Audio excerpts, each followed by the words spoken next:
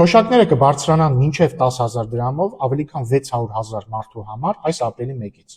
Իրականում, երբ որ ասում եմ մինչև 10,000 դրամով, մեծ մասի համար նկատի ունեմ հենց 10,000 դրամով եւ մի փոքր մասի համար ավելի քիչ գումարով կբարձրանա, սա այն մարդիկ են, ովքեր հարաբերականորեն բարձր թոշակ են ստանում արդեն իսկ։ Ինչ է սա նշանակում։ Սա նշանակում է օրինակ, որ նվազագույն կենսաթոշակը, որը այս պահին 36,000 դրամ է, ապրիլի 1-ից կդառնա 46,000 դրամ եւ սա չհաշված հետվճարային համակարգը, որը հնարավորություն է տալիս եւս մինչեւ 10,000 դրամ ավել գումար ստանալ կենսաթոշակառուներին։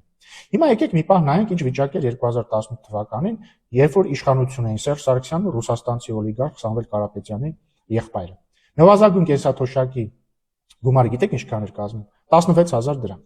Այսինքն մենք 8 տարվա մեջ նվազագույն կենսաթոշակը ավելացրել ենք 30,000 դրամով եւ կրկնում եմ սա չհաշված հետվճարը։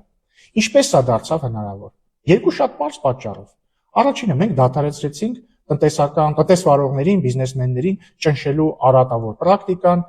դադարեցրեցինք այն իրավիճակը, երբ որ բոլորը գիտեին, որ այս ինչը մենակ էս է ներկրում, այս ինչի բիզնեսն է եւ ոչ ոք չի կարող մտնել այս բիզնեսի մեջ, այսինքն ստեղծեցինք ազատ տնտեսական հնարավորություններ բոլորի համար, ինչը բերեց տնտեսական զարգացման։ Հաջորդը մենք դադարեցրեցինք կոռուպցիայի եւ կաշառակերության պրակտիկան, երբ որ տենդերները շահում էին միայն իշխանավորների բարեկամները, երբ որ իշխանավորները ամեն մեկը մի հազարատ բիզնես գրկած նստած էին, երբ որ պետական գումարները գնում էր իրանց վիլլաներ կառուցելու սուրբ գործին։ Մենք դադարեցրեցինք այդ պրակտիկան եւ այս ամենը դարձավ հնարավոր։ Բայց հանկարծ չխառնեք։ Ազգադավը մենք ենք, ազգայինը եւ ազգանվերը իրանք են։ Բարերարը իրանք են։ Մենք ազգադավն ենք։ Ասեմ ավելին, ընդդիմությանը ես հիմա չգիտեմ իրանք ինչ պետք է ասեն, եւ պետք է ասեն, որ թուրք-ադրբեջանական հրահանգով ենք բարձրացրել թոշակները։